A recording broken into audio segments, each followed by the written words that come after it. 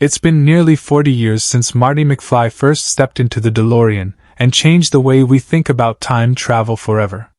Back to the Future wasn't just a movie, it was a pop culture phenomenon that inspired generations. But where are the beloved stars of this sci-fi classic now? From groundbreaking careers to surprising life changes, some cast members have stayed in the spotlight, while others have taken very different paths. Michael J. Fox, who portrayed the iconic time-traveling teen Marty McFly in Back to the Future, was just 23 when he stepped into the role that would define his career. Marty was energetic, witty, and curious, a relatable hero for a generation. Fox, once at the peak of fame, faced a devastating diagnosis of Parkinson's disease in 1991 at the age of 29. Though he continued acting and later became a tireless advocate for Parkinson's research, the disease gradually robbed him of physical freedom. Fox married actress Tracy Pollan in 1988. They had 4 children, Sam, Aquina, Skylar, and Esme. But their marriage, though publicly admired, endured private strain due to his declining health and emotional battles. Financially, Fox saw ups and downs. While he earned millions during the peak of his career, medical expenses and lifestyle shifts reduced his net worth to an estimated $65 million. He experienced several personal losses, including estrangement from his siblings and depression from fading public attention. Though still admired, Fox's days are quieter now, largely spent in seclusion, relying on caretakers. At 63, he reflects on the joy Marty McFly brought others, even as his own life became marked by pain, advocacy, and quiet perseverance. Christopher Lloyd, who brought to life the eccentric inventor Dr. Emmett Brown, was 46 in 1985. Doc Brown's wild-haired, mad genius energy and chaotic brilliance made him unforgettable. Off-screen, Lloyd's life mirrored some of his character's instability. Despite professional respect, he endured a turbulent personal life, having married 5 times, each union ending in emotional and legal wreckage. He had no children, reportedly due to long-standing emotional distance and trust issues stemming from a traumatic childhood. His post-Back to the Future career never soared the same. He was often typecast or relegated to voice roles and low-budget films. Lloyd faced a breakdown in the late 1990s and entered psychiatric care. Financial troubles followed. 2 ex-wives sued for unpaid settlements, and a fire destroyed much of his home in 2008. Now 86, he lives in semi-retirement in a modest home in upstate New York, supported by a dwindling estate estimated around $1.5 million. Though fans remember him fondly, Lloyd lives reclusively, plagued by insomnia and chronic pain, haunted by the weight of a genius role that outshined his real life. Leah Thompson, who played Lorraine Baines, the sweet, awkward, and eventually flirtatious mother of Marty, was 24 during filming. Her charm, vulnerability, and wide-eyed innocence captivated audiences. Post-Back to the Future, however, her career floundered as she was pigeonholed in maternal roles and struggled to find serious dramatic work.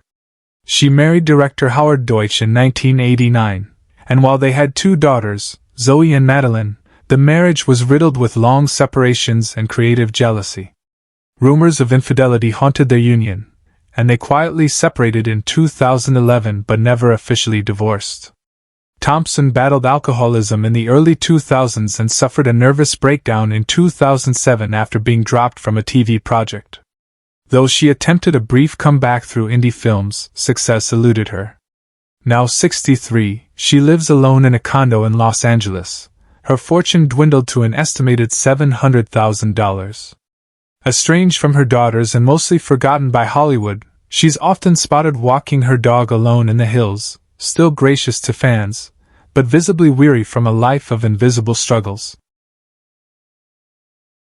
Crispin Glover, who played the painfully awkward yet kind-hearted George McFly, was only 21 when he took on the role.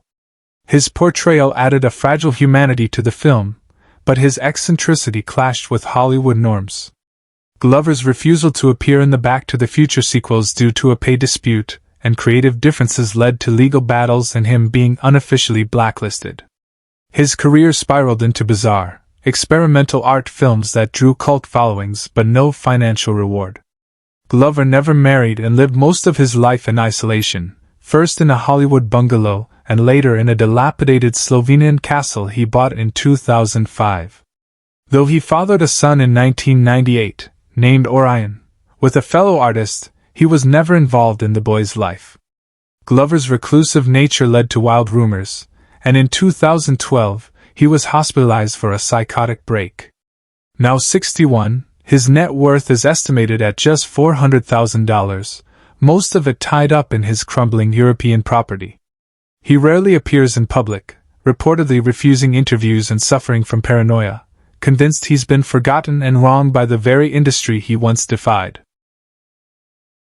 Tom Wilson, unforgettable as the bullying, crude Biff Tannen, was 26 when Back to the Future premiered. Wilson's brash performance and physicality gave the trilogy a memorable villain, but he was forever typecast as the dumb brute. Despite early promise, his later career failed to break free from Biff's shadow.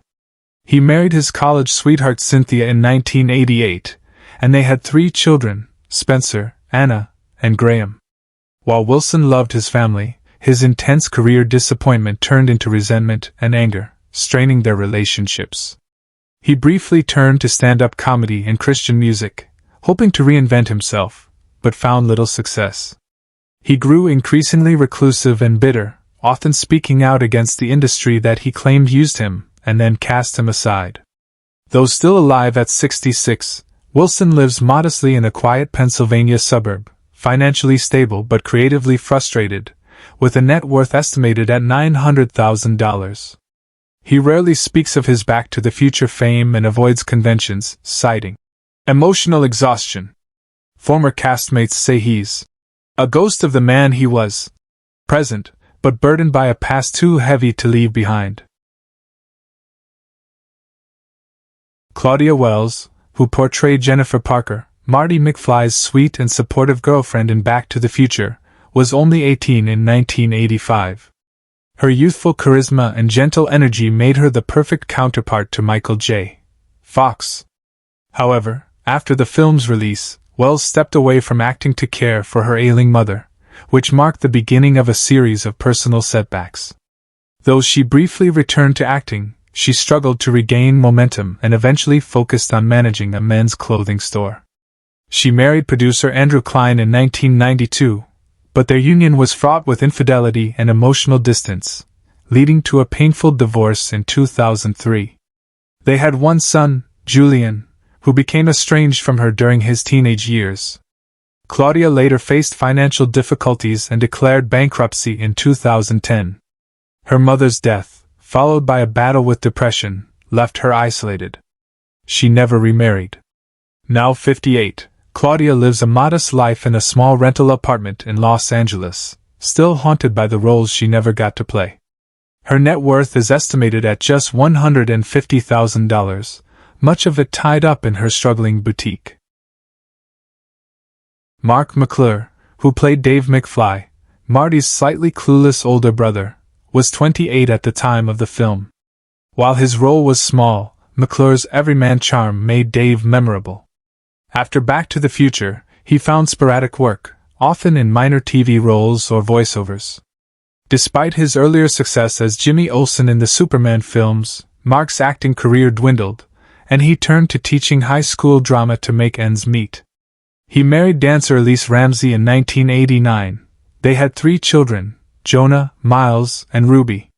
But their marriage collapsed in 2007 after Elise left him for a younger choreographer. Mark lost custody of his children and rarely saw them, leading to severe depression and a battle with alcoholism. He filed for bankruptcy twice, in 2011 and 2017. Today, at 68, Mark lives alone in a modest duplex in Burbank, living off residuals and substitute teaching gigs. His estimated net worth is $60,000, and he remains largely forgotten by the industry that once embraced him. Wendy Jo Sperber, who portrayed Linda McFly, Marty's bubbly and slightly insecure sister, was 27 in 1985. She brought a relatable warmth to the screen, but behind the scenes, Wendy's life was shadowed by heartbreak. After the film, her career slowed, and she was often typecast in comedic or quirky sidekick roles.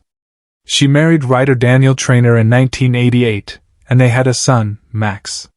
The marriage, though initially joyful, disintegrated as Wendy faced a series of personal tragedies, including her father's suicide and the loss of a close friend. In 1997, she was diagnosed with breast cancer. Though she fought bravely, enduring rounds of chemotherapy and surgeries, the disease returned aggressively in 2004. She died the following year in 2005 at just 47. Her net worth at the time of her death was estimated at $100,000.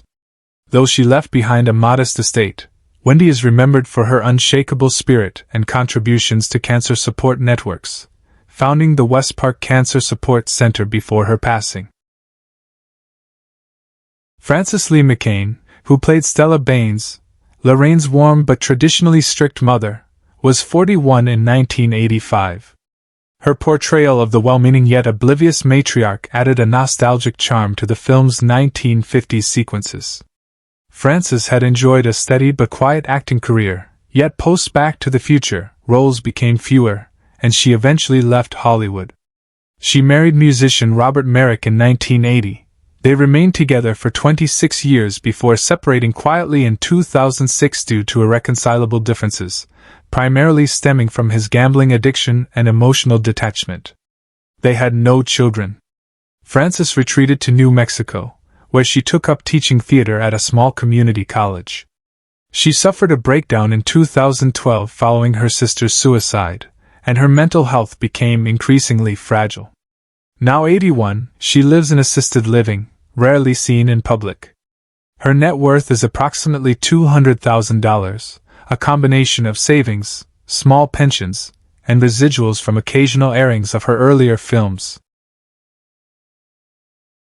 George DiCenzo, who portrayed Sam Baines, Lorraine's stern but loving father, was 44 when he took on the role.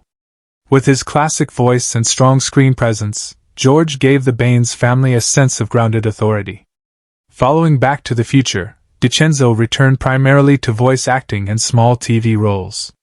Though talented, he never broke through to stardom, leading to a quiet, sometimes frustrating career. He married stage actress Marcia Lentz in 1971, and they had two daughters, Emily and Cora. The marriage ended in 1992 after years of emotional volatility and accusations of infidelity. George spiraled into depression and became increasingly reclusive. He moved to a rural home in Pennsylvania, turning to painting and local theater to pass time. In 2010, he died at the age of 70 from sepsis after complications following heart surgery. At the time of his death, his estate was valued at roughly $250,000. Though largely forgotten by the mainstream, DiCenzo's voice and presence live on in cult classics and animated series. James Tolkan, who portrayed the stern and uncompromising Principal Strickland in Back to the Future, was 54 years old when he embodied the authoritarian figure whose mantra, "Slackers," became iconic. Though he projected control on screen, Tolkan's off-screen life was anything but. After the film, his career never quite reignited. He was typecast and struggled to land substantial roles. Married to Margaret Hollis, a costume designer, their union was plagued by infidelity rumors and a tragic miscarriage in 1989 that created a permanent rift. They eventually divorced in 1992. Tolkan had no children and lived much of his later life alone. In the early 2000s he suffered from a mild stroke, followed by deteriorating vision, which forced him into seclusion. He battled depression, especially after the death of his younger brother in a car accident. Financially, he was modestly stable, having invested wisely in real estate early on. Now 93, he resides in a small assisted living facility in upstate New York. Tolkan's estate is estimated at around $1.3 million. Though largely forgotten by Hollywood, he remains a cult figure among fans of the franchise. Casey Siemaszko, who played 3D, a member of Biff's gang known for his shades and sneering presence, was 24 when he took the role. His performance added texture to the menacing crew, but his career after Back to the Future faltered. Though he landed supporting roles in films like Stand By Me and Young Guns, a serious spinal injury from a motorcycle accident in 1992 ended his aspirations for action roles. Married to indie filmmaker Lisa Durham in 1990, their relationship began warmly but turned cold following multiple miscarriages and Casey's battles with chronic pain and opioid dependence.